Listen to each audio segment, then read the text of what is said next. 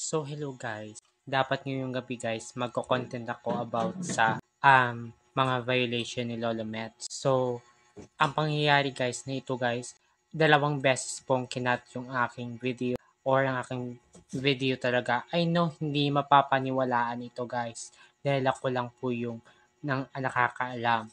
Actually guys, nag-start ako ng aking video dito sa kay Lolo Mets o dito sa cam ko. Hindi talaga maganda ang nangyayari guys, pinapatay yung camera ko. So actually guys, pinag-uusapan yun dito sa social media platform, kahit saan pong social media platform, pinag-uusapan po yung ghost man, di ba? Ghost man. So panoorin nyo ang video nito, ipapakita ko sa inyo guys. Ito ang video habang natutorial ako na hindi na po okay hanggang tinigil ko na yung pag-tutorial ko at ito nangyari. Yun yung dapat nating sundin guys, ang violation na words na yun. Kasi, bawal na bawal talaga yun sabihin dito kay Lolo Mets platform. So actually ngayon guys, nagkumukuha ako ng video. Dito ngayon ako sa harap ng camera. We have a topic, change topic. Nagbi-video ako ngayon dito guys. Actually guys, nagbaback ng biglaan yung cam ko. Actually, hindi ko naman siya hinahawakan. Actually, kitang-kita nyo naman yung kamay ko. Nandito siya bago ko siya pinlay yung video ko. I'm just pick front of my cam dito, sa harap ng camera dito. Nagsasalita ako guys. Automatic siyang nagbaback and then nagpo-post at nag-e-end yung video ko. I don't know what. Hindi ko alam kung ano nangyayari. So actually guys, usap-usapan dito ngayon sa kay Lola Mets at saka kay Letter T sa isang social media platform din na si Letter T. This is month is Ghost Month. Actually, sabi nila nag-o-open daw yung hell. Bumukas daw yung gate ng impyerno. Ganon. Para lalabas daw yung mga espiritong hindi natahimik. Actually guys, we have an experience kanina guys. Kasi 1 o'clock kanina ng hapon,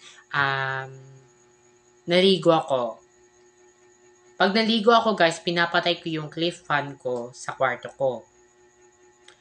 Pagkatapos,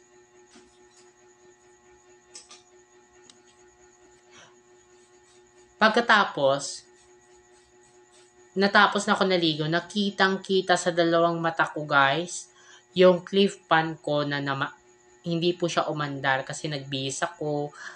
Actually, tapos umupo po ako dito sa mesa na to. Pakita ko sa inyong mesa.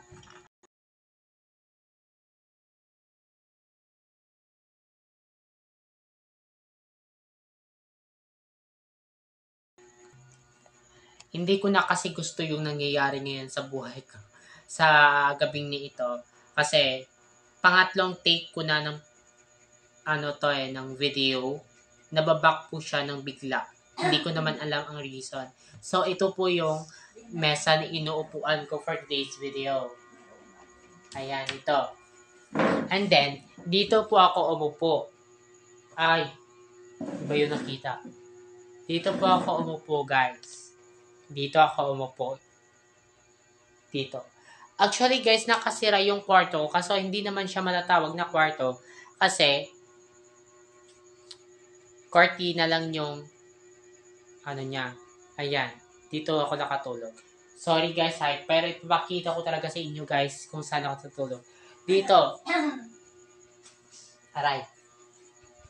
So, dito guys. Ayan. Di ba nakikita nyo guys ang kwarto ko? Ayan. So, nakita nyo guys sa likod ko yung cliff pan. Nagbihis ako guys, ito yung cliff fan ko. Dito ko siya nilalagay. I'm so sorry sa mga gulo. So, nakapatay po ito guys.